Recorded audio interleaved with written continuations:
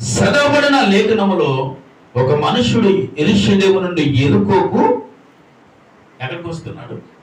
యెరూషలేము నుండి యెరికో పట్టణానికి దిగి వెళ్ళుచూ ఉండగా దొంగల చేతికి ఏం చేయబడ్డాడు? దొంగల చేతికి చిక్కుబడ్డాడు. ఎక్కడి నుండి వస్తున్నాడు? ఎక్కడికి వెళుతున్నాడు? యెరూషలేము నుండి యెరికో పట్టణమునకు వచ్చుచున్నాడు. యెరూషలేము అనగా దేవుని పట్టణం అని బైబిల్ చదివిస్తూ ఉంది.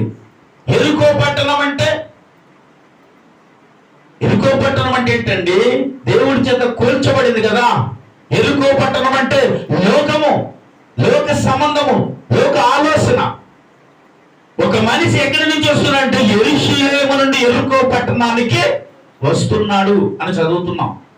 అంటే ఒక మనిషి దేవునిలో ఎదుగుతూ ఆత్మీయంగా బలపడుతూ వాక్యానుసారంగా జీవించే ఒక వ్యక్తి ఎక్కడికి వెళ్తున్నాడంటే మళ్ళీ తిరిగి లోకములోనికి ప్రవేశిస్తూ ఉండగా, ఒక మనిషి ఆత్మీయ జీవితంలో, ప్రభువునందు జీవించే జీవితంలో, పరిశుద్ధతలో, పవిత్రతలో తను కాపాడుకోవలసిన ఒక వ్యక్తి లోకానికి అప్పగించుకునేటప్పుడు లోకములో ఉన్నవి ఏమైనా చూస్తూ ఊరుకుంటాయా? చెప్పండి. ఏం చేశారంటే అక్కడ వారిని కొట్టి బట్టలు దోచుకుని కొన ఊపిరితో విడిచిపెట్టి వారు వెళ్ళిపోయారు. ఎలా వెళ్ళిపోయారు? కొన ఊపిరితో విడిచిపెట్టి వెళ్ళిపోయారు.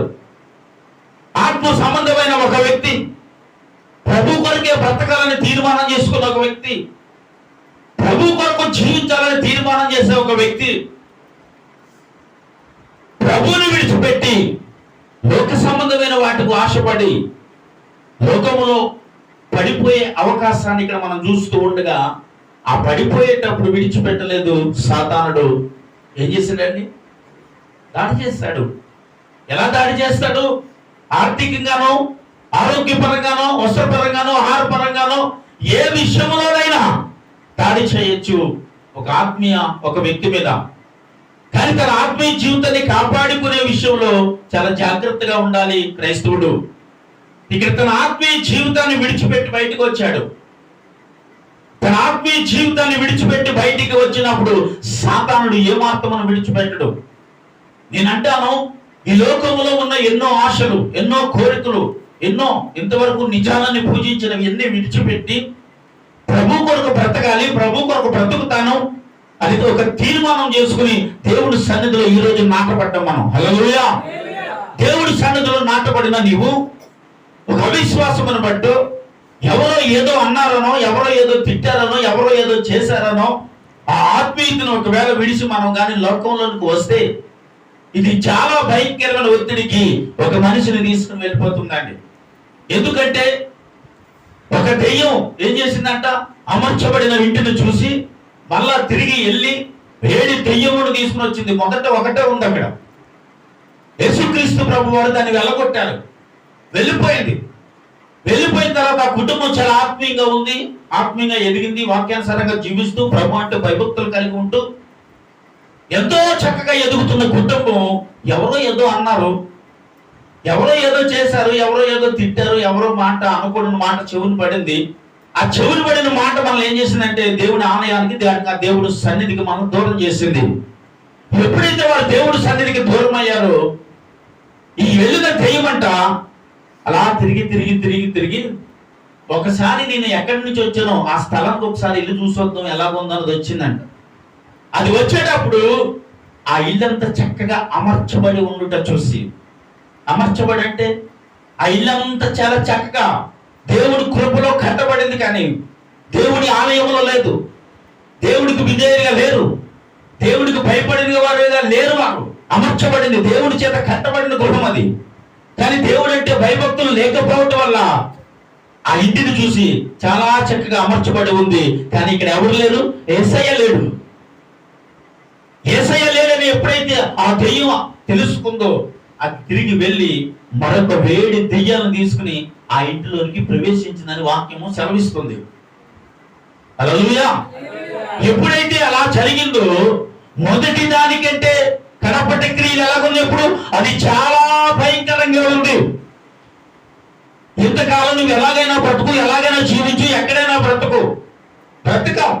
ఒకప్పుడు లోకంలోనే బ్రతకం, లోకంలోనే జీవించాం, లోక ఆశలతోనే బ్రతకం, లోకంలో ఉన్నవన్నీ నిజాలు అనుకుని బ్రతికేసాం, భ్రమ కలిగి బ్రతికేసాం. నేను అంటాను ముఖ్యంగా ఒక విషయాన్ని, ఇంతవరకు మనం ఎందులో బ్రతికంటే ఒక భ్రమలో బ్రతికాం అంటాను. హల్లెలూయా.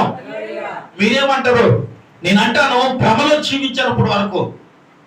ఈరోజు ఆ భ్రమలో నుంచి దేవుడు బయటికి తీసుకొచ్చి సత్యాన్ని చూపించి, నిజాన్ని చూపించి, యథార్థతను చూపించి, జీవించాల్సిన జీవితాన్ని చూపించి, ఇదిరా పవిత్రత, ఇదిరా పరిశుద్ధత, ఇదిరా నీతిగా బ్రతకటం, ఇదిరా దేవుడి పట్ల బ్రతికే బ్రతుకొని చూపించిన ఆ దేవుడికి కృతజ్ఞతగా ఈరోజు మనం బ్రతకాలని తీర్మానం చేసుకుని బ్రతుకుతున్నాం, జీవిస్తున్నాం. నేను అన్నాను ఇంతవరకు ఎక్కడ బ్రతికామయ్యా అంటే లోకంలో బ్రతకాం, లోక ఆశలతో బ్రతకం, శరీర సంబంధమైన ఆశలతో బ్రతకం, శరీర క్రియలతో బ్రతకం, ఎన్నో భయంకరమైన తలాంతులతో బ్రతకం. ఆ భయంకరమైన తలాంతులన్నీ కూడా ఎప్పుడైతే యేసుక్రీస్తు ప్రభువును అంగీకరించామో ఆ దినమే అవన్నీ కూడా యేసుక్రీస్తు నామమున మనలో నుంచి ఆయన తీసివేశాడు. స్తోత్రం చెప్పండి. ఆయన అవన్నీ కూడా మనలో నుంచి బయటికి తీసివేసి ఒక పవిత్రంగా బ్రతికితే ఎలాగుంటాం, పరిశుద్ధంగా బ్రతికితే ఎలాగుంటాం, దేవుడి ఎదుట నీతిగా బ్రతికితే ఎలాగుంటాం, ఏం పొందుకుంటాం, ఆయన సన్నిధిలో లోబడి ఆయనకు విధేయులుగా బ్రతికితే ఆయన మనకిచ్చే బహుమానములేంటి అని మన జీవితంలో యేసయ్యను అంగీకరించిన తర్వాత ఎన్నో చూసిన. స్తోత్రం చెప్పండి. ఇంతవరకు నీ జీవితంలో ఫలింపు లేదు, ఇంతవరకు ఎప్పుడు అలాగే నీ సంపాదన సమృద్ధి లేదు, తినడానికి సమృద్ధి తిండి లేదు, మంచి వస్త్రాన్ని కట్టలేకపోయాం, మంచి పేరును సంపాదించాము, ఇవన్నీ ఎలాగున్నా కానీ ఒక మంచి పేరు లేదే. ఒక మంచి పేరు ఎలా ఉంటుందండి? పాపంలో బ్రతికే మనిషిని చూసి చాలా మంచోడు పాపం చేస్తాను ఎవరన్నా అంటారా? చాలా మంచోడు అంటే రోడ్లు అంటే తాగుతూ తిరుగుతున్నాడు ఎవరన్నా అంటారా? చాలా మంచిదండి వ్యభిచారం చేస్తున్నాను అంటారా? అంటే ఇవన్నీ ఎక్కడున్నాయి? లోకంలో ఉన్నవి, లోక సంబంధమైన క్రియలు కాబట్టి. అంటే లోకంలో బ్రతికే నీకు ఘనత లేదు, లోకంలో జీవించే నీకు ఘనత లేదు. నేను చెప్పగలను. ఎందుకంటే లోక సంబంధమైన విడిచిపెట్టిన తర్వాత నీకు ఒక మహిమ దేవుని దగ్గర నుంచి వచ్చింది, ఒక ఘనత దేవుని అంత నుంచి వచ్చింది, ఒక ఆశీర్వాదం దేవుని అంత నుంచి వచ్చింది, ఆరోగ్యము దేవుని అంత నుంచి వచ్చింది, జ్ఞానము దేవుని అంత నుంచి వచ్చింది. అంటే ఎలా జీవించాలో, ఎలా బ్రతకాలో ప్రతి విషయము ఈ రోజు నువ్వు తెలుసుకునేదిగా దేవుడి సన్నిధిలో వెతుకుతున్నావంటే ఇవన్నీ ఈ రోజు ప్రభువును అంగీకరించబడిన తర్వాత నీ జీవితంలో ప్రవేశింపబడని. స్తోత్రం చెప్పండి. హల్లెలూయా. ఇవన్నీ నీ జీవితంలోకి వచ్చిన తర్వాత, ఇవన్నీ పొందుకున్న తర్వాత ఒక మనిషి ఎక్కడి నుంచి వచ్చాడంటే యెరూషలేము నుండి యెరికో పట్టణానికి ప్రయాణం అవుతుంటే సాతానుడు వాడిని దోచుకుని వాడి దగ్గర ఉన్న అన్ని లాక్కున్నాడు. వస్త్రము అంటే ఏంటి? గౌరవాన్ని తీసేస్తాడు. అంటే వస్త్రము అనగా నీలో ఉన్న ప్రతి ఒక్క మంచిని తీసివేశాడు వాడు. అంటే మరలా ఎక్కడ పడ్డాం? అప్పుడు లోకంలో పడిపోయాం. లోకంలో పడిపోయాడు కాబట్టే, లోక సంబంధమైన ఆశల్లోకి వచ్చాడు కాబట్టే సాతానుడు వాడి మీద దాడి చేసి ఏం చేశాడు? వాడి వస్త్రములను దొంగలించాడు. ఆ దాని గుంట కొంతమంది వెళ్ళిపోతా ఉన్నారు. చదువుకుందాం, లేఖనం చదవాలి. అప్పుడు ఒక యాజకుడు ఆ త్రోవను వెళ్ళుట అతడు పక్కగా పోయెను. అలాగునని లేవీయుడు ఒకడు ఆ చోటుకు వచ్చి చూసి పక్కగా పోయెను. అయితే ఒక సమరయుడు ప్రయాణమైపోవచ్చు అతను పడి ఉన్న చోటుకు వచ్చి అతనిని చూసి అతని మీద జాలిపడి దగ్గరికి పోయి నూనెయు ద్రాక్షరసము పోసి అతని గాయమును కట్టి తన వాహనముల మీద ఎక్కించి ఒక పూటకూలు వాని ఇంటికి తీసుకుని పోయిన. స్తోత్రం చెప్పాలి. అక్కడి నుంచి మళ్ళా చదువుకుందాం. ఇప్పుడు అక్కడికి ఎంతమంది వచ్చారు? సమరయుడు వచ్చాడు అండి, లేవీయుడు వచ్చాడు, ఇంకొక వ్యక్తి కూడా వచ్చాడు, యాజకుడు. వీళ్ళు వచ్చి ఎక్కడి నుంచి వెళ్ళిపోయారు? పక్క నుంచి వెళ్ళిపోయారు. కానీ ఇప్పుడు ఆయనను బండి మీద ఎక్కించుకుని ద్రాక్షరసముతోను నూనెతోను గాయమును కట్టి ఎక్కడికి తీసుకెళ్ళాడు? ఎవరైనా నేను అంటాను, ఈయన ఎవరో తెలుసా? యేసుక్రీస్తు ప్రభువారు. స్తోత్రం చెప్పండి. హల్లెలూయా. ఈయన ఎవరంటే యేసుక్రీస్తు ప్రభువారండి. ఇక్కడ చాలా మంది ఉన్నారు. ఎవరు పట్టు పట్టించుకోలేదు. కానీ ఒక మనిషి లోకంలో పడిపోతే దేవుడు చూస్తూ ఉండలేకపోయాడు. ఒక మనిషి అవిధేయుడు అయితే దేవుడు చూస్తూ ఉండలేకపోయాడు. ఒక మనిషి పాపంలో పడిపోయినప్పుడు సాతానుడి వాడిని వాడుకుంటూ ఉంటే దేవుడు చూస్తూ ఉండలేకపోయాడు. కాబట్టి వచ్చి ఏం చేశాడు? ఆయన మీద జాలిపడి ఏం చేసి ఆయన మీద జాలిపడి నూనె ద్రాక్షరసమును పోసి ఆ గాయమును కట్టి ఆయన తన ఊహల మీద ఎక్కించుకుని ఒక పూట కోళ్ళ వారి ఇంటికి తీసుకెళ్ళి నేను అంటాను, దేవుని సంగములను తీసుకెళ్ళి చెప్పలు పెట్టాలా? దేవుని సంగములోకి తీసుకెళ్లి ఒక దైవజనుడి చేతులకి అప్పగించాడు అంతే. దేవుడికి స్తోత్రం, హల్లెలూయా. ఏం చేశాడంటే తన వాహనాన్ని ఎక్కించుకుని ద్రాక్షరసము నూనెతో గాయమును కట్టి తీసుకొచ్చి పూట కోళ్ళ వాని ఇంటి దగ్గర తీసుకొచ్చి ఆయన చేతులకి అప్పగించి 2 దేనారములు ఇచ్చి అన్నాడు, ఇదిగో ఈయన ఈ గాయములు తగ్గు వరకు నీ దగ్గర పెట్టుకుని బాగు చేయి. మరలా నీకు వేళ ఏదైనా నీకు ఖర్చు అయితే నేను మరలా వచ్చి నీకు ఇచ్చేద్దాను అన్నాడు. స్తోత్రం చెప్పాలి. ఇప్పుడు హల్లెలూయా. ఇప్పుడు నేను అంటాను, కొట్టింది ఎవరు? బట్టలు ఓడి పీకేసింది ఎవరు? చెప్పండి సార్. లోకములో ఉన్న అవిధేయులు ఇవన్నీ చేస్తే లోకంలో పడిపోయిన ఒక వ్యక్తిని చూసి కొంతమంది నవ్వుతున్నారు. పక్క నుంచి పోయిన వాళ్ళు అంటే లోకంలో ఉన్న వాళ్ళు నవ్వుతున్నారని నేను అర్థం చెప్పగలను. నేను ఏం తెలుసా, పాపం చాలా బాగుంది చూడండి, దేవుడు నమ్ముకుని కొత్తగా చాలా బాగా భక్తి చేసేదండి చెప్పుకుంటున్నారు కొంతమంది. మన అవిధేయులు అయితే విధేయులుగా ఉన్నంత వరకు ఒకవేళ నీ కొరకు ఎవరు చెప్పుకోవాలనుకుంటాము, కానీ ఈ అవిధేయతలోకి ఒకవేళ వచ్చి చూడు 10 మంది 10 రకాలుగా వాగుతారు మన కోసం.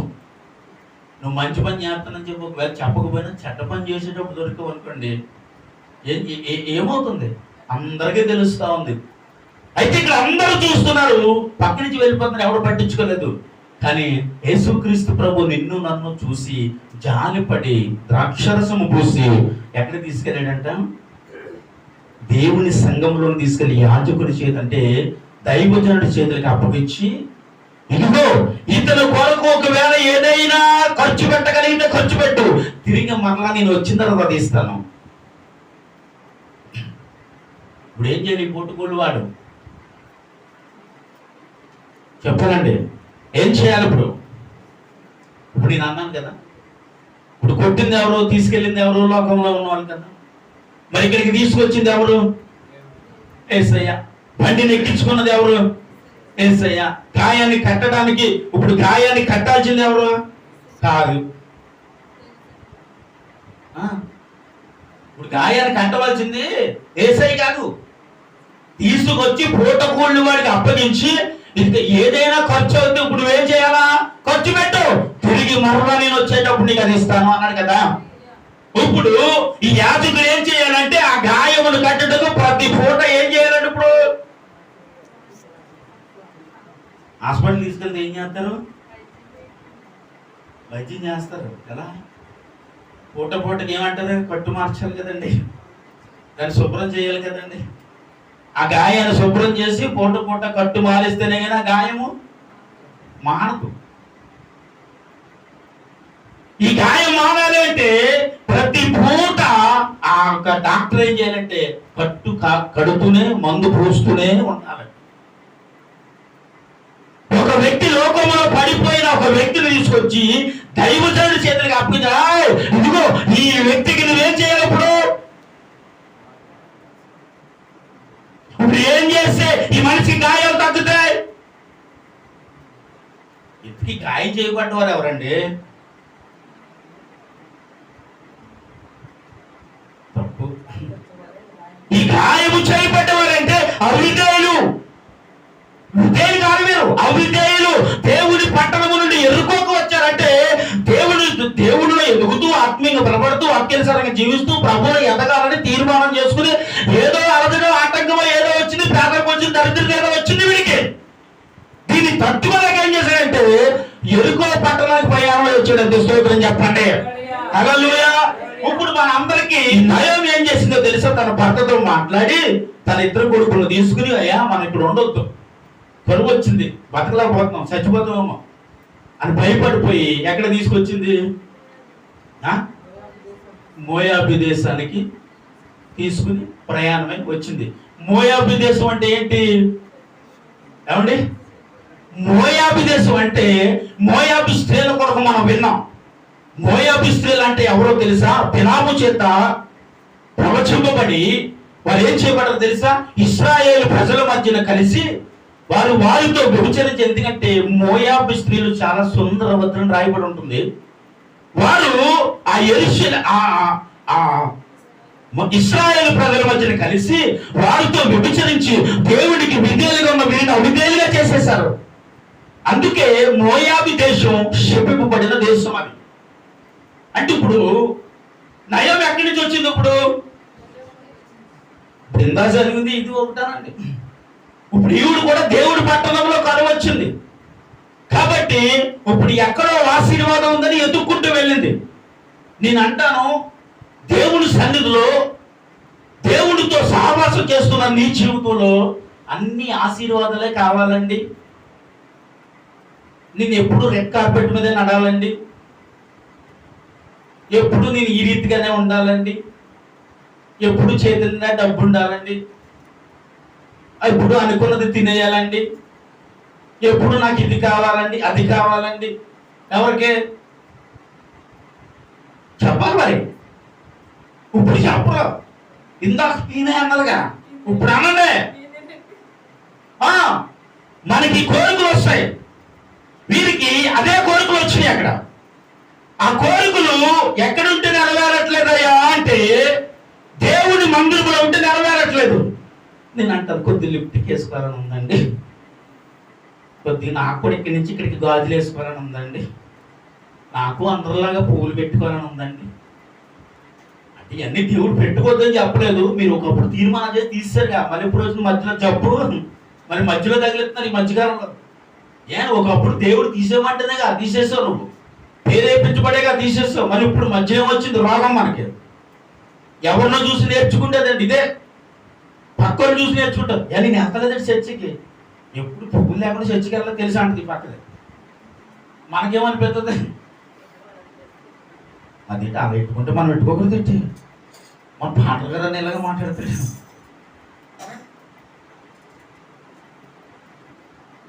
ఇలాంటి విషయం నాకు చాలా బాగా అనిపించింది. అయితే ఒక మనిషి లగ్జరీ లైఫ్ కోరుకుంటాడు అంటే చెప్పండి, రిచ్ మెయింటెనెన్స్. నేను ఇలా ఉండాలి, ఇలా బ్రతకాలి అనుకుంటే ఇది దేవుని ఆలయంలో చల్లదండి, కుదరదు. నేను ఇలాగే బ్రతుకుతాను, నేను ఇలాగే ఉంటాను, నేను ఇలాగే జీవించాలనుకుంటున్నాను అని అనుకునే ప్రతి ఒక్కరు ఈరోజు దేవుడి సన్నిధికి, దేవుని ఆలయానికి దూరం అయిపోవలసింది, అయిపోతారంతే. ఎందుకంటే వీళ్ళు అలాగే అనుకున్నారు, ఆకలి వేసింది తట్టుకోలేకపోతే బాబా తట్టుకోలేమండి, ఇదేంటండి ఇలాగ ఆకలి వచ్చేది ఎలాగండి, దేవుడి దగ్గర ఉన్నాం కదండి, భక్తిలో ఉన్నాం కదండి, ఎదుగుతున్నాం కదండి, ప్రార్థన చేస్తున్నాం కదండి, ఇదేంటండి దరిద్రత మమ్మల్ని వదులుతలేదండి అని కొంతమందికి వచ్చే దరిద్రత ఆలోచన ఎక్కడ తీసుకెళ్తుంది ఆ మనిషిని అంటే మోయాబు దేశంలో తీసుకువెళ్ళింది. అంటే నేను లోకంలోనికి తీసుకువెళ్ళింది. లోకంలో బ్రతికితే అన్నీ ఉంటాయండి, ఉండమంటారా? ఎలాగైనా లోకంలో బ్రతికితే అన్ని ఆశలు, అన్ని కోరికలు అన్ని నెరవేరిపోతూ ఉంటాయండి. కానీ ఇక్కడ మాట ఉంటుంది కదా, నీ యవ్వనమును బట్టి ఏం చేయాలన్నాడు? మరి తునీకరించబట్టి మనం ఏం చేస్తున్నాం? ఎక్కడ తునీకరిస్తున్నాం అంటే ఏ తునీకరించారంటే ఇక్కడ లేవొచ్చేసింది, బాగా వచ్చేసింది, తెలిసిన పేదలకు వచ్చేసింది, బాబా అల్లాడిపోయారు. పాపం అల్లాడిపోయి అబ్బాయి సుఖం లేదంటే మరి వెళ్ళిపోదాం అంటే ఈ మహానుభావుడు ఏమన్నాడు? ఎల్లమెల్లిగారు నడిచే వెళ్ళిపోదాం పాలయ్యి అంటే నువ్వేం చెప్తాడే వెళ్ళిపోయారు. వెళ్ళిపోయి కొన్ని సంవత్సరాలు అక్కడ వ్యవసాయం చేసుకుంటూ వారి జీవితాన్ని కొనసాగించే సమయంలో మోయాబు స్త్రీలను తీసుకొచ్చి ఎవరికి ఇచ్చి పెళ్లి చేసిందండి? తన కొడుకులకి ఇచ్చి పెళ్లి చేసేసింది. అదేంటమ్మా మోయాబు పిల్లలు తీసుకొచ్చి అట్టగడిసామంటే అంటే మా అబ్బాయి డాక్టర్ అండి, అమ్మాయి కూడా డాక్టర్ అండి, అందుకే చేస్తాను చెప్పాలి. ఎవరు అంటే ఇంతకీ నీవు క్రైస్తవుడు అవతల క్రైస్తవుడు అలా చేసుకోలేదు, మీ అబ్బాయి సాఫ్ట్వేర్ ఆవిడ కూడా సాఫ్ట్వేర్ కూడా చేసేసుకున్నాం అంతే. మా కులం ఎవరు చెప్పండి సార్? వివాహం చేసే వాళ్ళు ఎవరు లేరంటే ఇక్కడ మా కులం పోలే కదండి, అందుకనే ఏం చేశాను. అదేటమ్మా మరి వాళ్ళు వేరే దాంట్లో ఉన్నారు, మీరు వేరే దాంట్లో ఉన్నారు, అదేముంది దాందే ఉందని అక్కడికి వెళ్ళిన్నారు, ఆ పరంగా వెళ్ళిపోతుంది మా అమ్మాయి. ఎందుకమ్మా ఇష్టపడిపోతే మాకు కొనుక్కోలు కదండి. అదేంటో మీకు దొరకదంటే ఎలా దొరుకుతుందండి? ఉద్యోగం దొరికిన అబ్బాయి కావాలనుకున్నాం, మరి ఉద్యోగం దొరికిన అబ్బాయి కావాలనుకున్నాం, తప్పదు కదండి, మరి చెయ్యాలి కదా. చెయ్యాలంటే ఏం చేయాలి? ఇప్పుడు మోయాబు స్త్రీలను తీసుకొచ్చి అంటగట్టాలి, అంతే. అంటగట్టేశారండి. మోయాబు స్త్రీలను తీసుకొచ్చి అంటగట్టేశారు, పెళ్లి చేశారు. వారి జీవితాలు కొనసాగింపబడుతున్న సమయంలో ఇద్దరు కొడుకులు ఏమయ్యారు? ఎవరి కాలంలో చచ్చిపోయిపోతారు. పిల్లలు కూడా లేరు వారికి. యవన కాలంలో ఉండగానే ఇద్దరు కొడుకుల్ని కోల్పోయింది నయోమి, భర్తను కోల్పోయింది నయోమి. ఇప్పుడు ఎవరున్నారు చెప్పాలి? 6 ఎంతమంది ఇప్పుడు? 3 అయ్యారు. ఎక్కడికి వెళ్ళి? లోకంలోకి వెళ్ళి, లోక ఆశల్లోకి వెళ్ళి. అయిపోయి దేవుడి సన్నిధిలో బతకడం కష్టం అండి. అయిపోయి దేవుడితో సహవాసం అంటే ఇవన్నీ వదిలి బ్రతకడం అంటే మహా కష్టం అండి. మనిషికి ఉన్న ఈ ఆలోచన విధానం ఏం చేసిందంటే 6 ముగ్గురు చేసేసిందండి. స్తోత్రం చెప్పండి. 6 ముగ్గురు చేసేసింది. ఇప్పుడు ఈ నయోమి ఏమన్నదంటే, బాబు కోడలు పిలిచి అన్నది, మరి మీరు మీ అమ్మగారి ఇళ్ళకి వెళ్ళిపో అంటే, యవనస్తులు కదా, మరి ఒక పెళ్లి చేసుకుని హ్యాపీగా మీ జీవితాలు గడపండి, నాతో ఎందుకు, నీ ముసలిదాన్ని, ఒకవేళ ఈ వయసులో మరలా నేను ఒకవేళ మళ్ళీ నేను పెళ్లి చేసుకుని మీ కొరకు మళ్ళీ భర్త నేను కానీ వయసు కూడా లేదు, నేను చెయ్యలేను అంటే, సరే అని ఒక కోడలు రెడీ అయిపోయింది. ఇంకో కోడలు ఉందండి. ఎవరు ఈవిడే? దేవుడికి స్తోత్రం చెప్పండి. ఎవరు ఈమె? మోయాబు స్త్రీయే. మోయాబు స్త్రీయే. ఈమె పేరు రూతు కదా, రూతు. నేను అంటాను, అసలు ఈ గ్రంథానికి శపించబడిన స్త్రీలకు పేరు వచ్చింది ఏంటండి? అసలు నయోమి గ్రంథం రావాలా? ఋతు గ్రంథం అని ఎందుకు వచ్చింది చెప్పాలి. ఎందుకంటే దేవుడు ఆమెను దానికి నచ్చినట్టుగా ఎప్పుడు మార్చుకున్నాడు తెలుసా? అత్తమ్మ వాళ్ళంది, అదేమో ఆవిడ వెళ్ళిపోయింది కదా, మరి నువ్వు ఉన్నావా, నువ్వు కూడా వెళ్ళిపో అంటే, లేదత్తమ్మ నేను కూడా నీతోనే ఉంటాను, నీ దేవుడే నా దేవుడు, నీ జనులే నా జనులు, నువ్వు ఎక్కడ ఉంటే అక్కడే ఉంటాను, మరణం తప్ప నేను నన్ను ఏది వేరు చేయలేదు. చప్పట్లు కొట్టేసి నామని మహిమపరచాడు. మరణము తప్ప నిన్ను నన్ను ఏది వేరు చేయలేదని చెప్పింది. అంటే నీ దేవుడే, స్తోత్రం, నీ జనులే నా జనులు, స్తోత్రం. ఇప్పుడు మరణము తప్ప మనం ఏది వేరు చేయలేదన్న ఒక తీర్మానం, ఒక నిర్ణయం ఉంది చూశారు. ఈ నిర్ణయము యేసయ్యకి నచ్చింది. స్తోత్రం చెప్పాలప్పుడు. శపింపబడిన స్త్రీ, ఇప్పుడు మోయాబు శపింపబడిన దేశం, ఆ శపింపబడిన దేశంలో శపింపబడిన స్త్రీగా వచ్చిన ఈ రూతమ్మ, ఈమె ద్వారా ఒక గ్రంథమే రాయబడింది. ఇప్పుడు రాయబడటం కదండి, అసలు యేసుక్రీస్తు ప్రభు ఆమె గర్భం నుంచి వచ్చాడు. స్తోత్రం చెప్పి చప్పట్లు కొట్టేసి ఇక్కడ రూతమ్మను తీసుకొచ్చి వివాహం చేస్తే, రూతమ్మ నీతికి నిలబడింది, నిశ్చయితీగా బ్రతికింది, ప్రభు కొరకు జీవించింది, నీ దేవుడే నా దేవుడే అన్న ఒకే ఒక నిర్ణయం ఈరోజు రూతు గ్రంథం రాయబడడానికి కారణమైంది. హల్లెలూయా. అయితే నేను అంటున్నాను, శపింపబడిన దేశం వెళ్ళి ఏం కోల్పోయిందా అంటే, తన 3 పురుషులను కోల్పోయింది, అనగా తన భర్తను కోల్పోయింది, 2 కొడుకులను కోల్పోయింది. దేవుడు అంగీకరించబడిన నీ జీవితము మరొకసారి దేనికో ఆశపడి, ఆశీర్వాదానిక, మీ బంధువుల మాటలక, ఎవరో ఏదో అన్నారని మాటలక, ఇవన్నీ మనం లోపడిపోయి మళ్ళీ ఎక్కడి నుంచి వచ్చానికి వెళ్ళిపోయాం అనుకోండి, దేవుడు మనలను అసహించుకున్నాడు అని ఇంకా పచ్చిపూలు తెలిసాడు అక్కడ. కాబట్టి మనం దేనికి ఆశపడాలి? ఇప్పుడు దేవుడితో సహవాసానికి ఆశపడాలి, దేవుడితో ప్రార్థన అనుభవానికి ఆశపడాలి, పరిశుద్ధ సంఘముతో ఉండటానికి ఆశపడాలి, పరిశుద్ధులతో సహవాసం చేయడానికి ఆశపడాలి. ఇలాగ ఒక మనిషి ఆశపడితే దేవుడు ఈ ఋతు గ్రంథంలో తీసుకొచ్చి రూతులు పెట్టినట్టుగా దేవుడు సంఘములో నిన్ను కూడా ఒక ఉన్నతమైన స్థానంలో నిలబెడతాడు. స్తోత్రం చెప్పండి. ఒక ఉన్నతమైన స్థానంలో నిలబడేది ఏదైనా ఉందంటే నేను అంటాను, దేవుడి సన్నిధే. ఆయనలో నీ ఎదుగుదలే, ఆయనలో నీవు జీవించే నీ జీవితమే యేసయ్యతో ఎలా జీవించుతున్నావు, ఎలా బ్రతుకుతున్నావు, అదే దేవుని ఎదుట నిన్ను సాక్షిగా నిలబెడుతుంది. స్తోత్రం చెప్పండి. హల్లెలూయా. ఇప్పుడు దేవుడి ఎదుట నీ జీవితం ఒక సాక్షిగా నిలబడాలి. ఇప్పుడు ఇక్కడ ఏం చేశాడంటే పూటకోళ్ళు వారి ఇంటికి తీసుకెళ్ళాడు, అప్పగించాడు. ఏమన్నాడు? బాబు వీడికి ట్రీట్మెంట్ జాగ్రత్తగా చెయ్యి, వీడి గాయాలు కట్టు, దానికి తగిన ప్రతిఫలం నేను వచ్చేకిస్తానన్నాడు. నేను అదే గుర్తుంచుకుంటున్నాను ఈరోజు. దానికి తగిన ప్రతిఫలం ఈ భూమి మీద ఇప్పుడు నేను ఎత్తకట్లేదు, కానీ ఈ గాయాలు కట్టే బాధ్యత నాది అనుకోవాలి ఒక సేవకుడు. ఈ మనిషిని లోకంలోకి వెళ్ళిపోకుండా కాపాడుకోవాలి అనే బాధ్యత ఒక సేవకుడిది. ఆ గాయాలు కట్టేటప్పుడే వస్తాయి ఈ బాధలు, ఈ నొప్పులు. అప్పుడే కొంతమంది ఏమవుతారు, సంఘానికి దూరం అయిపోతున్నారు, సేవకులకు దూరం అయిపోతున్నారు. గాయాలు కట్టేటప్పుడు ఏమవుతుంది, నొప్పి వస్తుంది కదా.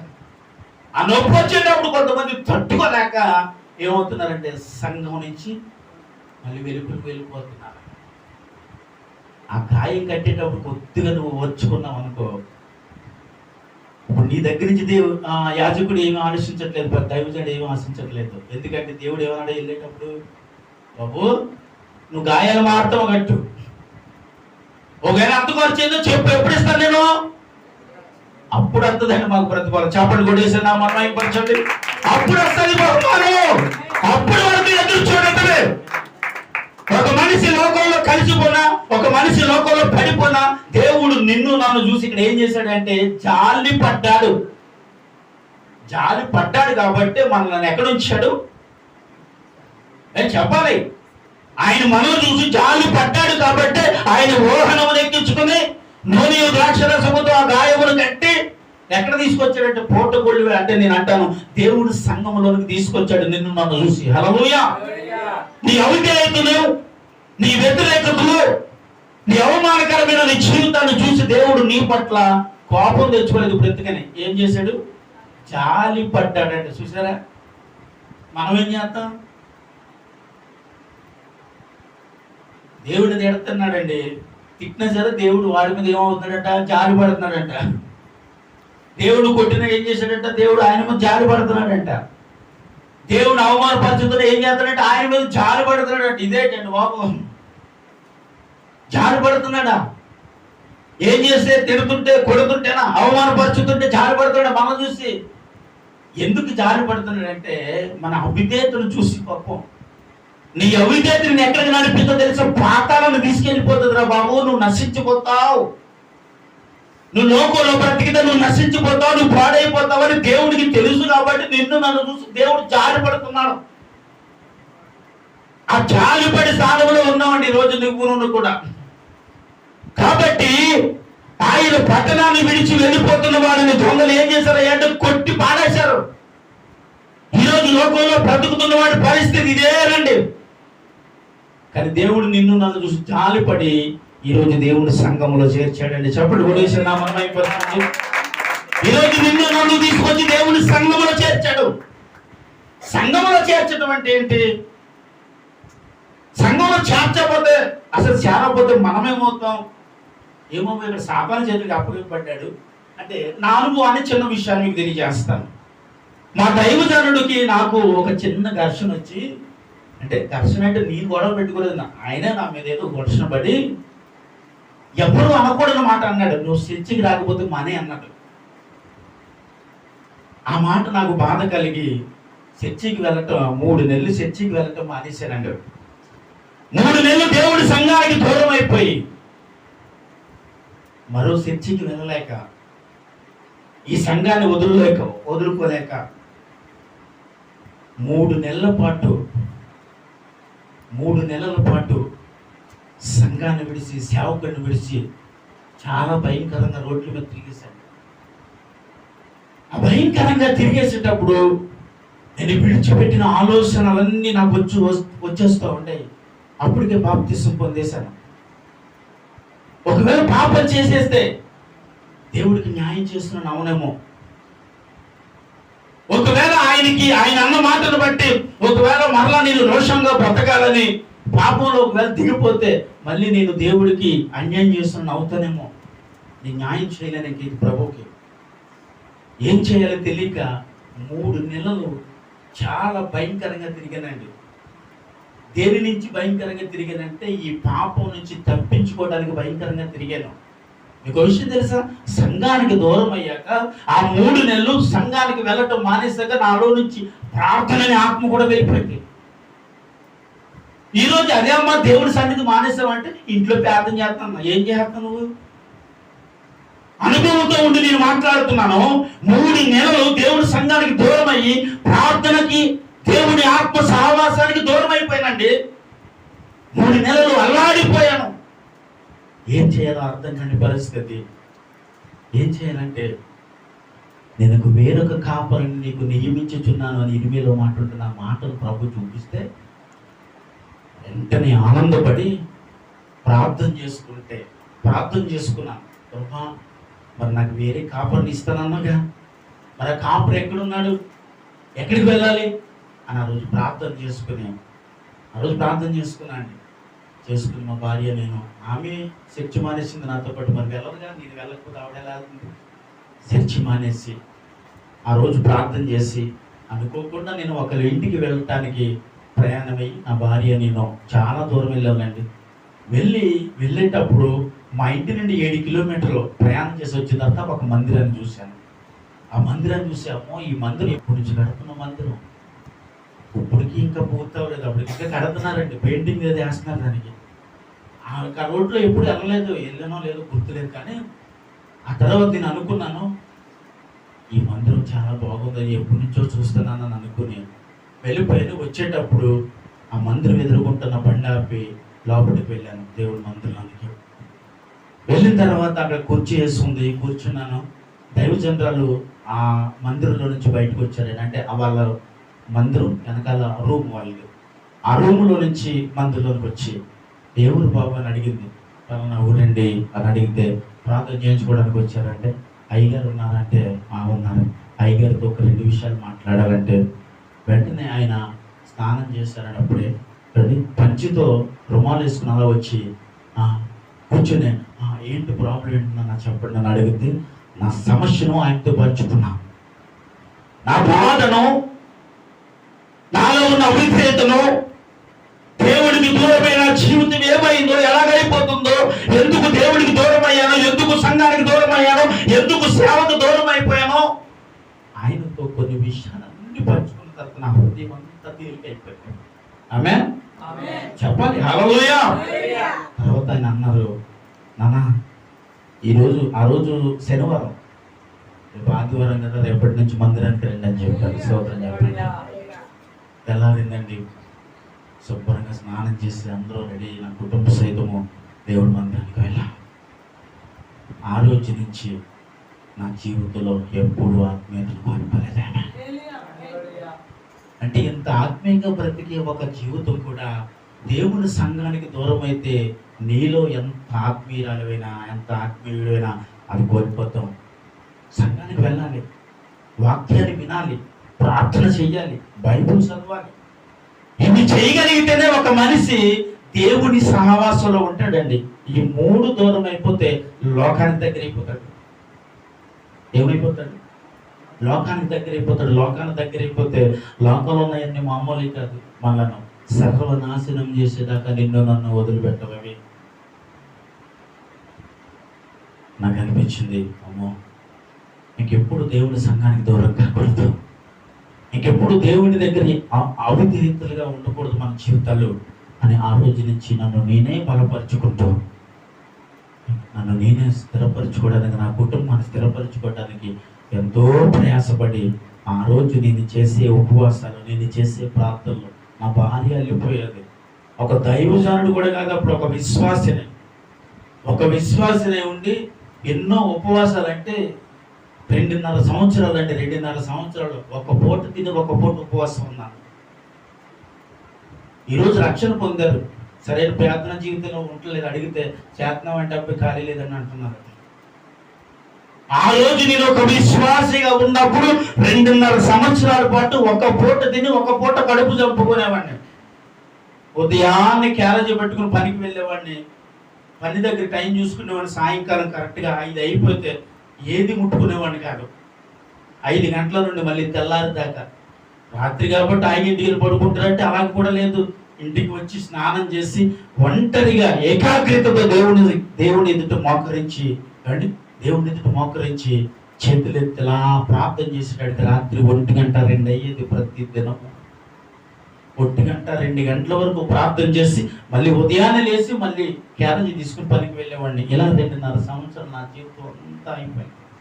అంటే 2.5 సంవత్సరాలు పనే చేయలేదు. నా సాక్ష్యం జీవితంలో ఉంటుంది. ఎంత కరువు అనిపించానో, ఎంత బాధ అనిపించానో, ఏ లేము స్థితి అనిపించానో, ఎలాంటి పరిస్థితి అనిపించానో అంత నా సాక్ష్యం మీకు తెలుసు. ఆ జీవితంలో అయ్యో దేవుడు నన్ను ఇంత శ్రమ పెట్టేశాడు కాబట్టి, నన్ను ఇంత బాధ పెట్టేస్తుంది కాబట్టి, నాకు పనులు లేవు కాబట్టి, నాకు ఆర్థికతలో ఉన్నాను కాబట్టి, నేను సమస్యలలో ఉన్నాను కాబట్టి, దేవుడికి ఉపవాసం ఉండడం అవసరమా, ప్రార్థించడం అవసరమా అని ఒక్కరోజు కూడా ఆలోచింప చేయకుండా నా భార్య నన్ను బలపరిచి ఈ రీతిగా మీ భక్తి జీవితాన్ని కొనసాగించండి, ఒక దినము దానికి తగిన ప్రతిఫలం పొందుతారన్న ఒకే ఒక మాట చప్పటి కొట్టాలా, ఒకే ఒక మాట నన్ను బలపరిచింది. ఆ మాట నేను ఇప్పుడు వరకు నేను మనసిప్పలేదండి. నేను ఎప్పుడైనా ఒకవేళ బలహీనత నాలో వచ్చినప్పటికీ దైవజనులలో ఒకే ఒక మాట ద్వారా మళ్ళీ నన్ను నేను బలపరుచుకుంటానండి. స్తోత్రం చెప్పాలి. ఈరోజు పనులు లేకపోయినా కొంపల్లో ఉంటున్నా కానీ ప్రార్థన జీవితం లేవు.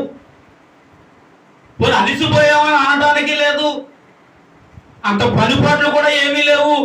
ఒకవేళ ఉన్నప్పటికీ నీ ఆత్మ జీవితాన్ని కోల్పోకుండా ఉండాలంటే ఖచ్చితంగా ఏం చేయాలి? దేవుడితో సహవాసము, ప్రార్థన అనుభవం, ఉపవాసపు అనుభవం. నీ క్రైస్తవ జీవితంలో ముఖ్యంగా ఒక మనిషి ఉండాల్సింది ఉపవాస ప్రార్థన ఖచ్చితంగా ఉండాలండి. ఉపవాస ప్రార్థన ఏం చేస్తుంది తెలుసా? మనలను నలగగొడుతుంది. స్తోత్రం చెప్పండి. ఏం చేస్తుంది? మనలను ఏం చేస్తుంది? నలగగొడుతుంది. దేవుడిలో ఉపవాసం ఉండి కన్నీరు విడిచి ప్రార్థిస్తే నీ జీవితము దేవునికి విధేయత అవుతుంది. నీ శరీరము దేవుడికి లోపడుతుంది. నీ ఆత్మ దేవుడికి లోపడుతుంది. నీ శరీరంలో ఉన్న అవయవాలన్నీ కూడా దేవుడికి లోపడతాయి. స్తోత్రం చెప్పండి. ఎప్పుడు లోపడతాయితే ఒక మనిషి జీవితంలో ఉపవాసం ఉన్నప్పుడే లోపడతాయి. ఉపవాసం లేకపోతే మనిషి జీవితంలో మనిషి దేవుడికి లోపడలేడు. ఏం చేయలేడు? లోపడలేడు. ఎందుకు లోపడలేడయ్యా అంటే తాను నలగొట్టకపోతే దేవుడికి ఎదుట నీ శరీరంలో కూడా ఇలాగే నలగొట్టబడాలి. నలగొట్టబడితే శరీరం దేవుడికి లోపడతాయి. ఆమేన్ చెప్పండి. ఏమంటే నీవు నలగొట్టబడాలి. నువ్వు ఎంతగా నలగొట్టబడితే, ఎంతగా ఉపవాసం చేయగలిగితే, ఎంతగా నువ్వు ప్రార్థన చేయగలిగితే, ఎంతగా నువ్వు బైబిల్ చదవగలిగితే, ఎంతగా నువ్వు దేవుడితో సహవాసం చేయగలిగితే అంతగా నువ్వు దేవుడికి విధేయుడవుతూ లోపడతావు. చెప్పండి కొట్టుకుడా. విధేయులవుతాము, లోపడతాం. దేవుడికి లోపడటానికి కావాల్సింది ఏంటి ఇప్పుడు చెప్పాలి? అదే అమ్మా, నోరు తెర్రేమే. ఉపవాసం ఉండి దేవుని ఆలయంలో నీరు విడిచి ఏడిస్తే ఈ శరీరము దేవుడికి విధేయత అవుతుంది. ఆమేన్. హల్లెలూయా. అంతవరకు మన మాట విధి. ఈ శరీరం మనం చాలా మోసపుచ్చుతుంది. ఈ శరీరం మీద మనం అన్ని ఆనుకోకూడదండో. మనం అనుకుంటే నాదండి, ఇది నీదే, ఇది దేవుడిచ్చిన దేహమే. కానీ ఈ దేహము మనను ఒక్కొక్కసారి మోసం చేస్తుంది. ఏం చేస్తుంది? దేవుడికి లోబడనివ్వదు. ఆత్మకు అస్సలు లోబడదు. ఇది ఆత్మకు ఎప్పుడు లోబడుతుంది అంటే ఉపవాసం ఉన్నప్పుడు ఈ శరీరం ఆత్మకు, లేకపోతే ఇది లోపడదు. దేవుడితో సహవాసం చేసేవాళ్ళ అర్థంలే వయసు ఉందక్క అంటుంది. ఏమంటుందండి? చేసేవాళ్ళ ఇంకా వయసు లేదంటే చెయ్యాల్సిన ఎన్ని ఉన్నాయి, అప్పుడే విధేయుడైపోతాడు, దేవుడికి లోపడవుతాడు. నువ్వు ముసలాడా నీ వయసును వాడుకుంటుందా నువ్వు అనుకుంటే, నేను అంటాను నీ శరీరం అన్నది వాడేస్తుంది దినము అంటుంది. నీ చేయాలని నీకు లేదా? ఎక్కడికి వెళ్ళాలని, బయటకు వెళ్ళాలని లేదా? అలాగే మార్కెట్కి వెళ్ళొస్తుందా, సినిమాకి వెళ్ళొస్తుందా, ఎక్కడికెక్కడికో వెళ్ళొందా తీసుకెళ్ళి శివ తీసుకెళ్ళి పెట్టేస్తుందండి. దేవుడు స్తోత్రం చెప్పాలి. హల్లెలూయా. ఏం చేస్తుందండి? వెనక నిలబడితే ముందుకు నెట్టేస్తుంది. ఏమవుతాం? పట్టగా తెలుస్తుంది ఎక్కడ పడ్డాము. అప్పుడు ఎత్తుక్కోవాలి ఎక్కడ పడ్డామో. కానీ నేను అంటాను, పడిపోకుండానట్లుగా దేవుడు నీకును నాకును నిచ్చెనగా మార్చబడ్డాడు. ఆమేన్ చెప్పండి. నువ్వు అందులో పడిపోతున్నావనే యేసయ్య ఏం చేయబడ్డాడు? నిచ్చెనగా మార్చబడ్డాడు. భూమికి ఆకాశములకు ఏం చేయబడిందంట? నిచ్చెన వేయబడిన దర్శనము యాకోబు చూస్తున్నాడు. చెప్పండి, యాకోబు దర్శనం చూసినప్పుడు ఏం కనిపించిందంట? దేవదూతలు ఎక్కుతూ ఉన్నారు, దిగుతూ ఉన్నారు. ఆ చివరిని బాగా చివరిని యాకోబు చూస్తూ ఉన్నప్పుడు అక్కడ ఎవరున్నారంటే సింహాసనం మీద దేవుడు కూర్చున్నాడు. స్తోత్రం. నేనంటాను, ఆ లోయలో పడిపోకుండా భూమికి ఆకాశానికి నిచ్చెనగా ఉన్నవాడు యేసుక్రీస్తు ప్రభువే. స్తోత్రం. హల్లెలూయా. ఆ లోయలో పడిపోకుండా ఉండాలని ఆయన నిచ్చెనగా మార్చబడ్డాడు నీ కొరకు. నువ్వేం చేయగలదు బాబా, నిచ్చెన కొనబట్టుకున్న పర్లోకం వెళ్ళిపోతావు. దేవుడికి స్తోత్రం చెప్పండి. అబ్బే దాటేద్దాం అంటే దాటినాక అప్పుడు అక్కడికి వెళ్ళిపోతే అప్పుడు మనం దాటేసానికి ఎక్కడికి వెళ్ళిపోతాం? దేవుడి దగ్గరికి వెళ్ళిపోతాం. వెనకాలేమో సేవ పిలుస్తుంది మళ్ళీ.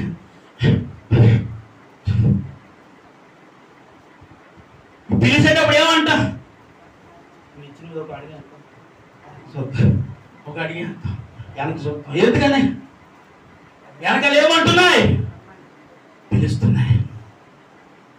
కొన్ని రోజులు పోయినాక ఎన్ని మెట్లెక్కినా అని నువ్వు నేను మారుకునే దినం ఒకటి ఉంటది. కనబడ్డప్పుడు ఇప్పుడు నిశ్చయంగా కనబడుతున్నా నీకు. దాటగలిగితే నడవగలిగితే దేవుడి రాజ్యంలో ఉంటావు. స్తోత్రం చెప్పాలా? వెనక్కి తిరిగలా ప్రాంతంలో పడిపోతావు అంతే, నెట్టేస్తున్నదే. అది నెట్టి లేకుండా ఉండాలంటే నీ జీవితాన్ని ఆ నిచ్చెన మీదకి అప్పగించుకోవాలి. స్తోత్రం చెప్పండి. నేను అంటాను, ఆ యేసయ్య చేతులకి నిన్ను నువ్వు అప్పగించుకోవాలి. హల్లెలూయా. ఆ చేతులకి అంటే ఆ దేవుడికి నిన్ను నువ్వు అప్పగించుకున్నప్పుడు ఆ లోయలో పడిపోకుండా చేయబడ్డాను. ఏం చేస్తాను నేను చెప్పండి? ఏం చేస్తా? లేపుతారాయన. ఎక్కడికి వెళ్ళిపోకుండా వెనకాల పిలుస్తున్న వాటిని పట్టించుకోకుండా వెళ్ళినప్పుడు. ఎప్పుడండి? భయపడకుండా మొహమాటం లేకుండా కరెక్ట్గా సూటిగా చెప్పండి. వెనకాల ఏం పిలుస్తుంది?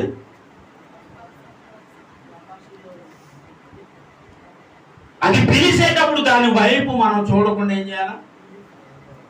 ఒక మాట చెప్పనా? వాక్యం ఏముందో, కుక్క తన వాంతుకు ఏం చేద్దంట అంటే తిరిగి మరలా కెక్కిన దాన్ని ఏం చేస్తుందంటే మళ్ళీ తినడానికి ప్రయత్నం చేస్తుంది. దాని బుద్ధి అంతది. అందుకే నీ ముఖం మీద నేను ఉమ్ము ఊసుదని అన్నాడు. ఆ వాక్యం చదివినప్పుడు నాకు దడచేసి భయం వేసేసింది. నాకు ఈరోజు భయం నీలో ఉందా? దేవుడు అంటున్నాడు, నీ ముఖం మీద నేను ఉమ్ము ఊచదుగా. ఎప్పుడు వస్తావంటే ఎప్పుడైతే నీచులు ఎక్కవలసిన సమయంలో ఎవరికి తిరిగి తీసో అప్పుడే దేవుడు మన ముఖం మీద ఉమ్ము వస్తాడు. వాక్యం అంటుంది. వెనక్కి తిరిగి చూడాలని జీవితం నీకు కావాలి బిడ్డ.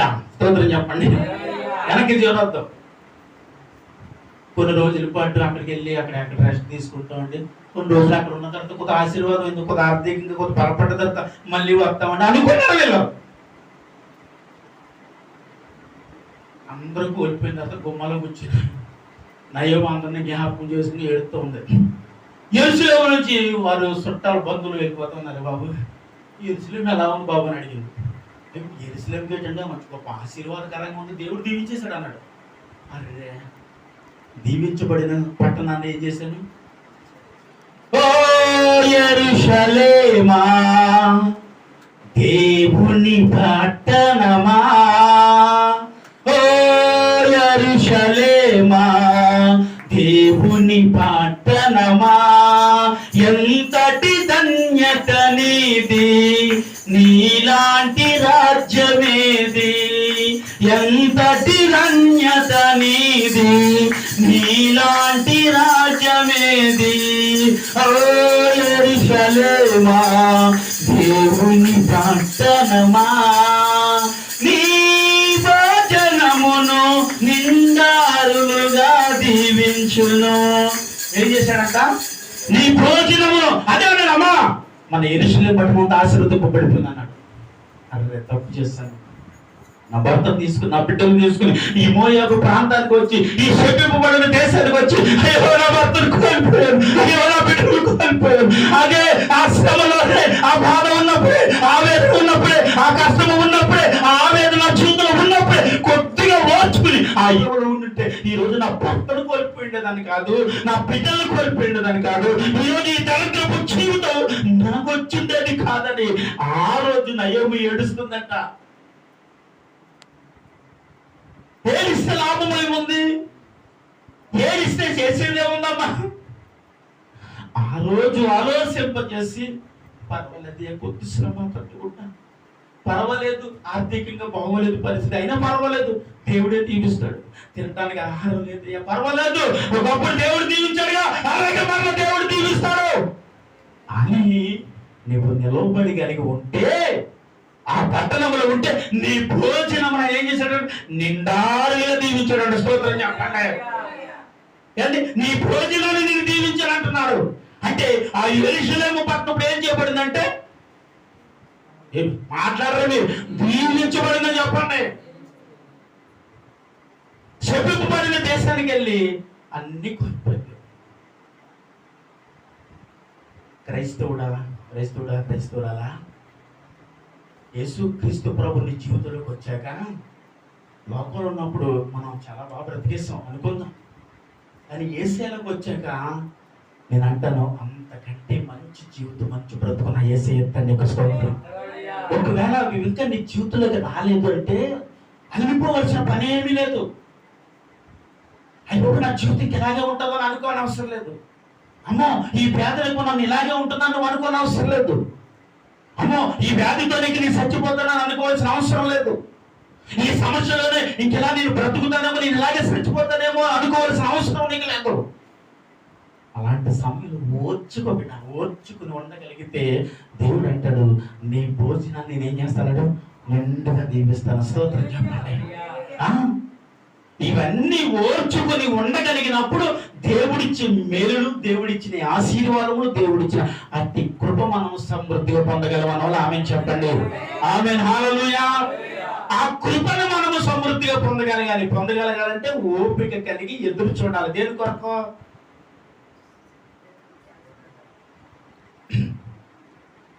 చర్చి పక్కన జాన్ చెట్టు వేసాం కదమ్మా, బతుకుందా? చెట్టు పక్కనే, సందులోనే, మనం చర్చి పక్కనే జాన్ చెట్టు వేసాం. మొన్న ఆదివారం నేను హైదరాబాద్ వెళ్ళి వచ్చిన జాంకాయలు వేద్దాం పోనాను. అదే అల్లయ్య గారు, ఇంకా జాంకాయలు కాయలేదు ఎందుకంటారు? నిజాలు చెప్పండి. మరి మీరు ఎదగాలి కదండి, అది ఎదగాలి, పూత పూయాలి, కాయాలి, అది చేతిలోకి రావడానికి 1 సంవత్సరం 2 సంవత్సరాలు పడుతుంది.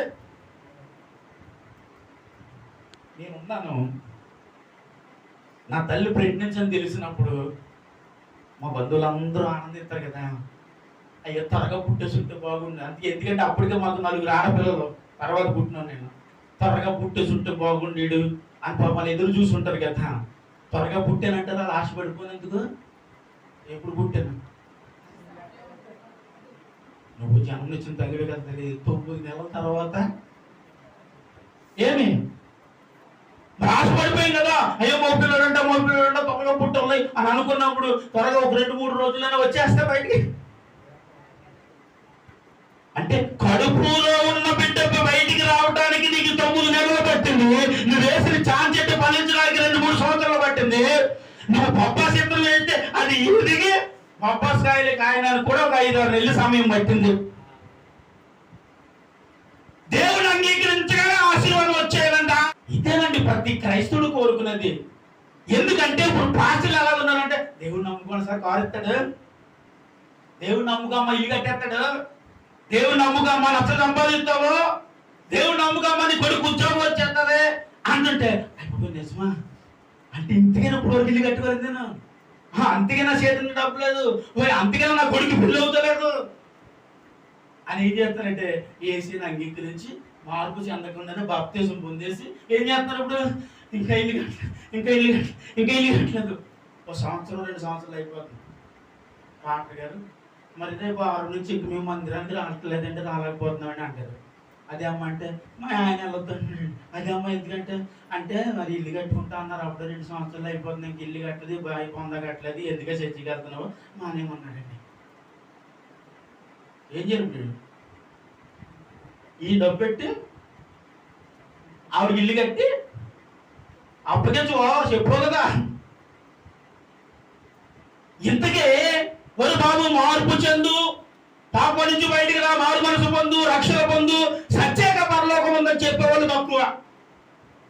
దేవుని నమ్మకమ్మా, ఆడిగిస్తాడు, ఇవ్వడని అనను, ఇస్తాడు. దేవుని నమ్మకమ్మా, ఇల్లు కట్టుకుంటావు, కట్టుకోవడం కట్టుకుంటావు.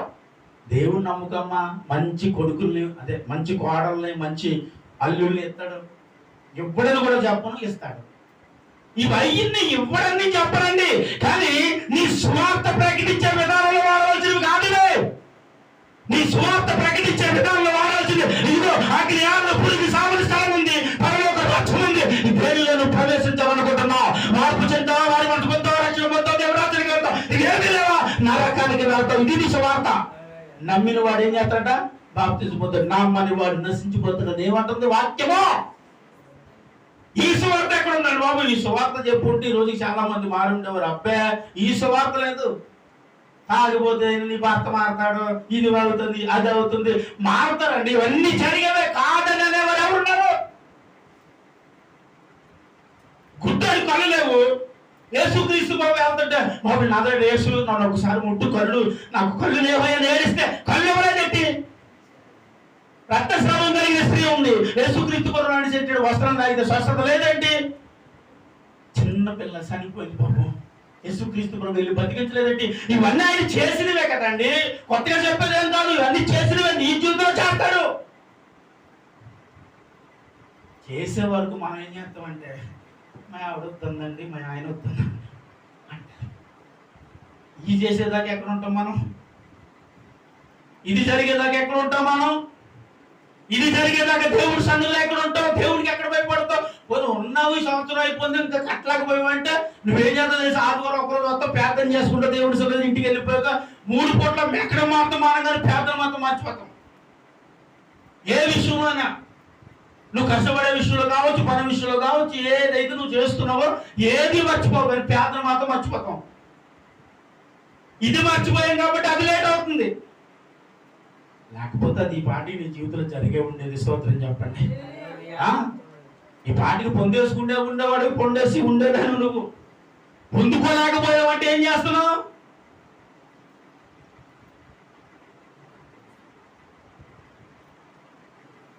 యేసుక్రీస్తు ప్రభుకి అడ్డుగా నిలిచి కేకలు వేస్తున్నాడు, చూసావు?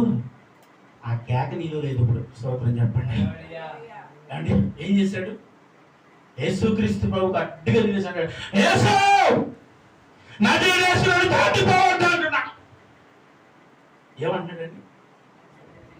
నన్ను దాటిపోకయా, చెప్పాలి, నన్ను దాటిపోకయా, నన్ను చెప్పు, నన్ను ముట్టయ్యా, గుట్టివాడినయ్యా అంటే వెళ్ళిపోతున్న యేసు వెనక్కి వచ్చి ఏం చేశాడండి? నిన్ను దాటిపోయే దేవుడు కాదురా బిడ్డ. దేవుడు నువ్వు ఏడుస్తుంటే నిన్ను విడిచిపెట్టి వెళ్ళిపోయేవాడు కాదు. నువ్వు బాధలో ఉన్నాయో, బాధలో నన్ను ఏడుస్తూ వదిలి వెళ్ళిపోయేవాడు కాదు.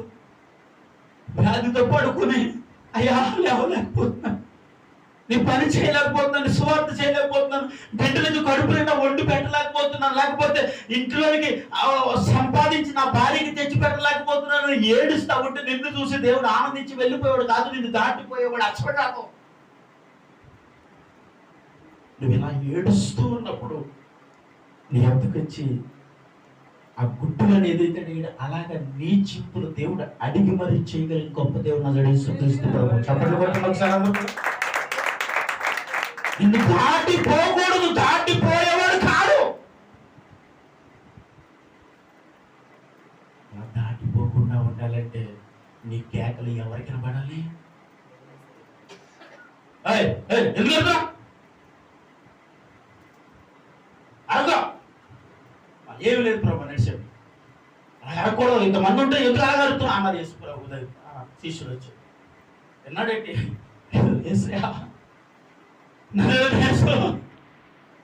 ఒక్కసారి నన్ను ఎరుకు దొరక ప్రభా, నన్ను దాటిపోవద్దు ప్రభా. ఒక్కసారి నన్ను చూసి ఒక్కసారి నాతో మాట్లాడు, నా కుటుంబంతో మాట్లాడు, నా బిడ్డలతో మాట్లాడు, నా భక్తులతో మాట్లాడు. నువ్వు వేయిస్తే నిన్ను దాటిపోయేవాడు కాదు నీ యేసయ్యా. తిరిగి వచ్చి మరి నీకు సహాయము చేయగలిగిన దేవుడు అండి. స్తోత్రం చెప్పాలి. నువ్వెంత ఏడుస్తావో, ఎంత అరుస్తావో, కర్రపుకు తగిన ప్రతిఫలం జీవితంలో అలసి ప్రార్థించేదైనా ఉండాలి, అలసి మూలుగుతున్న ప్రార్థించేదైనా ఉండాలి. ఈ రెండు ఉండవు. నిద్ర ఉంటుంది. ప్రార్థన చేద్దాం అనుకుంటా పాపం మోకరెత్తా పడుకోకుంటాం. ఆమె చెప్పిన తర్వాత కళ్ళు తిరుగుతూ ఉంటాయి. ఇక్కడ ఏం చేయాలి అంటే స్వరం ఎత్తి ప్రార్థన. మౌనంగా చేస్తున్నట్టు నీ పడక మీద ఏం చేస్తున్నాడు, పడక మీద ఏం చేస్తున్నాడు, మూలుగు చూడమయ్యా. అదన్నా ఉందా మన జీవితంలో? పడక ఎక్కగానే మనం ఏం చేస్తాం?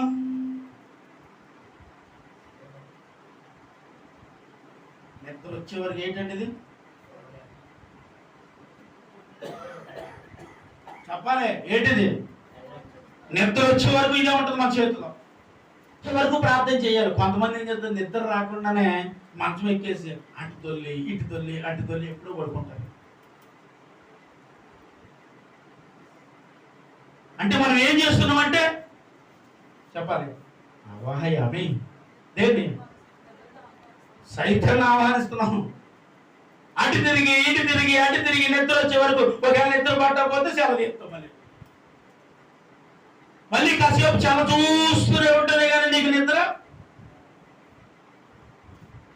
ఏం చేయాలి అంటే నిద్ర వచ్చే వరకు ప్రార్థన చేయాలి. వచ్చాక మంచం ఎక్కువ. అది దేవుడు కోరుతున్నది నీ నుండి. ప్రార్థన చేస్తాం. ఒక 10 నిమిషాలు అలా కష్టపడి బాప్తిసం పొందాం కాబట్టి తప్పదు, కాబట్టి మాస్టర్ గారు పెడుతున్నారు కాబట్టి తప్పదు, కాబట్టి మహల్ మనసు పొందేవా లేదని అడుగుతున్నారు కాబట్టి తప్పదు, కాబట్టి అందరూ దేవుడి సన్నిధికి వెళ్తున్నామని అడుగుతున్నారు కాబట్టి తప్పదు, కాబట్టి ఒక 10 నిమిషాలు ప్రార్థన చేయాలి. బాబోయ్ మోకరిస్తాం. ఇవన్నీ ఎందుకు చేస్తామంటే తప్పదు కాబట్టి. తప్పదు కాబట్టి ఏం చేస్తాం? మోకరించాము, చిన్న ప్రార్థన చేస్తాం. ఏం ప్రార్థన? నేను అంటాను, ఈ చిన్న ప్రార్థన అలవాట్లేను కూడా ఏం చేస్తారు తెలుసా అండి? భోజనం చేసేటప్పుడు చేస్తాను, ఆయన సమృద్ధ ఆహారాన్ని ఇచ్చాడు, ఆయన నీకు స్తోత్రం, ఇది నాకు గాత్రం. అంతే. ఈ తినేటప్పుడు చేసేవాళ్ళు కొంతమంది ఉంటారండి. తినేటప్పుడు ఏం చేస్తారు మీరు? సమృద్ధ ప్రార్థన చేస్తారు. ఎందుకు చేస్తారంటే ఇది తిన్నాక అరగకపోతే ఏమవుద్ది? వాంతింగ్స్ మోషన్స్ అవుతాయండి. అందుకని ప్రార్థన చేస్తే అంటే నీకు తెలుసు, ప్రార్థన చేస్తే అంటే ఇది అడుగుతుందని తెలుసు, మోషన్స్ అవ్వని తెలుసు, వాంతింగ్స్ అవ్వని తెలుసు. కానీ ప్రార్థన చేస్తే నీ జీవితం మారుతుందని తెలియలేదా అమ్మా? నీ కుటుంబం మారుతుందని తెలియట్లేదా? నీ బిడ్డలు మారుతారని తెలియట్లేదా? నీ కుటుంబంలో అవిధేయత మిమ్మల్ని విడిచిపోతుందని మీకు తెలియట్లేదా? మీ కుటుంబంలో పాపం మిమ్మల్ని విడిచిపోతుందని అర్థం కావట్లేదా? మీ కుటుంబంలో ఏ శాపకరమైన పరిస్థితి ఉందో ఆ శాపము యేసయ్య నామములో కొట్టివేయబడుతుందని తెలియట్లేదా? ఇవన్నీ తెలుసు. తెలుసు కాబట్టే కదా పాటర్ గారు మీ దగ్గరికి వచ్చిన వల్ల సమస్య చెప్పి ప్రార్థన చేయించుకుంటాం. చెప్పాలి, ప్రార్థన నెరవేరుతుందని తెలుసు అంట. తెలిసి ఎక్కడ చెప్తారు వీళ్ళు? ఆదివారం వచ్చినప్పుడు పాటర్ గారికి చెప్పి ప్రార్థనలో పెట్టండి. పాస్టర్ గారు ఏమో కన్నీళ్ళు విడిసి వీరు మాతో కడుపు నిండా భుజించి చెప్పండి.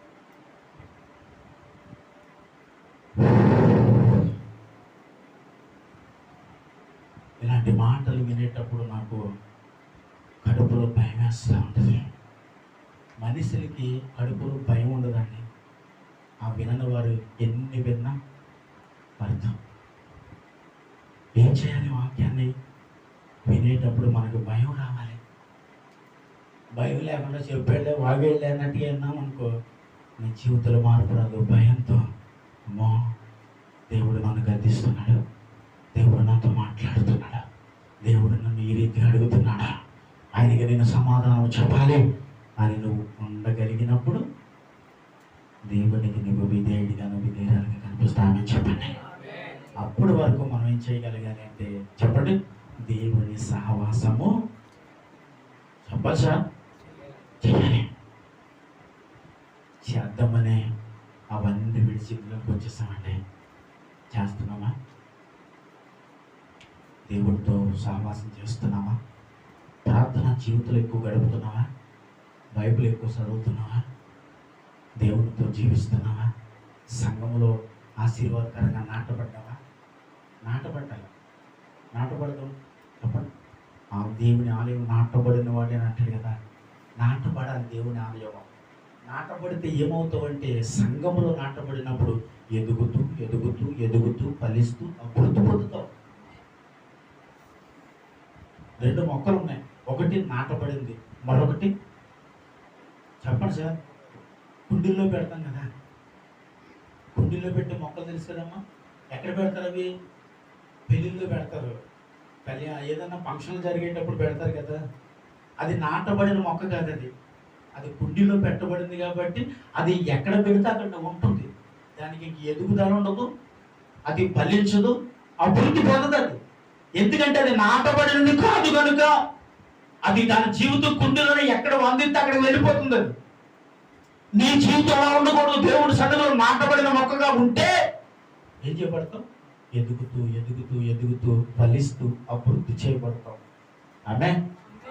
అది సంఘములో నాటబడాలి. మొట్టమొదటిగా నీ ఆలోచన నాటబడాలి, నీ వ్యక్తిగతము నాటబడాలి, నీ జీవితము నాటబడాలి. నిన్ను నీవే దేవుడికి సమర్పించుకుని దేవుని సన్నిధిలో నాటబడాలి. అప్పుడు ఫలిస్తావు. ఆమేన్ చెప్పండి. నాటబడకుండా కుండీలో పెట్టిన మొక్క వరకు అక్కడ తిరిగి ఎక్కడ తిరిగి అక్కడ తిరిగి ఎక్కడ తిరిగిన ఆ చెట్టుకు ఫలింపు లేదంటే నీ జీవితానికి ఫలింపు ఉండదు. బిడ్డ ఉండదు. నాటబడిన దానివై నాటబడిన వాడివై ఉంటే నువ్వేం చేయబడతావు? ఏమి మాట్లాడరు. ఎదుగుతుంది. అంతేనా? ఎందుకు ఎదుగుతుందో 2 విషయాలు చెప్పనా? ఎందుకు ఎదగదో ఎందుకు ఎదుగుతుందో చెప్తారు. ఇది నాటబడినది కాబట్టి వేళ్ళ ఏం చేస్తాయండి? వేళ్ళు తన్నే కొద్ది మొక్క ఏం చేస్తుందండి? మొన్న ఎవరో కానీ గాలేసేటప్పుడు ఇక్కడే గాలేసేటప్పుడు రోడ్డు మీద నిలబడ్డం, మన గాలేసి చూసారు ఫస్ట్ రోజు. ఆ కొబ్బరి చెట్లు అలా ఊగిపోతే ఉన్నాయి. చాలా భయం వేసింది ఆ చెట్లు చూసి పడిపోతే. మరి ఆయన అంటే ఏంటండి అన్ని పడిపోతే కానీ అంత ఎత్తులో ఉన్న చెట్లు పడవేటండి అని అడిగాడు. ఎందుకు పడితే? ఎందుకంటే దాని వేళ ఎక్కడ ఉన్నాయి తెలుసా? నాటుకుని ఎక్కడికో వెళ్ళిపోయి అలాంటి తుఫానికి గాలి వాళ్ళకి అయ్యేందుకు పడిపోతాయి.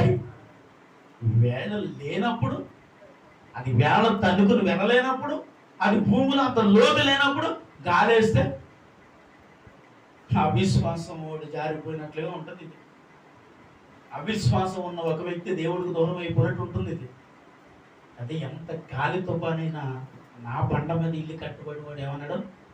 పడిపోదన్నాడు కదా, కూలిపోదన్నాడు కదా. ఇదేనంటే నాటబడిన వాడివి, నాటబడిన దానివి అయితే ఆ వేళ ఎక్కడికో వెళ్ళిపోయి ఎలాంటి గాలి తుఫాను అంటే నేను అంటాను, ఎలాంటి శ్రమ నీకు వచ్చినా, ఎలాంటి బాధలు నీకు వచ్చినా, ఎలాంటి ఇరుకులు వచ్చినా, ఎలాంటి అవమానాలు వచ్చినా పడిపోబెట్ట దేవుళ్ళు ఎదుగుతూనే ఉంటావు. స్తోత్రం చెప్పి చేపట్టు పెట్ట.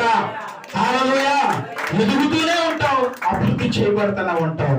అప్పుడు ఒక రోజు ఏం చేసింది? ఇప్పుడు చెప్పాలి, ఎదిగిందండి, పని చేసింది. దానికి నిండా ఫలాలు వచ్చేసింది.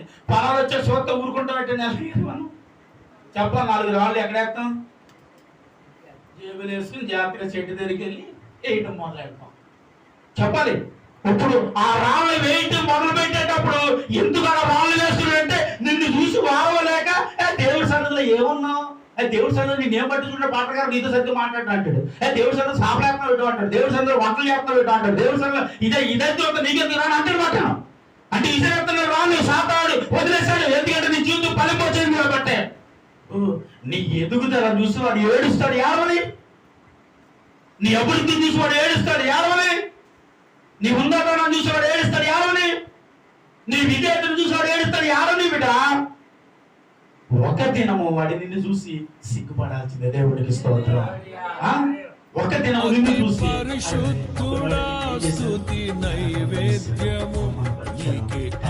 ఎలా ఉన్నాడు?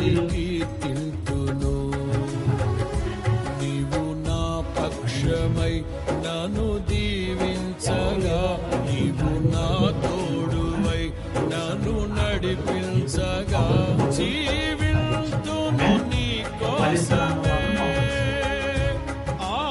చేతులుగా పడిపోతున్నట్టు నా యేసు ఆశీర్వదించును గాక.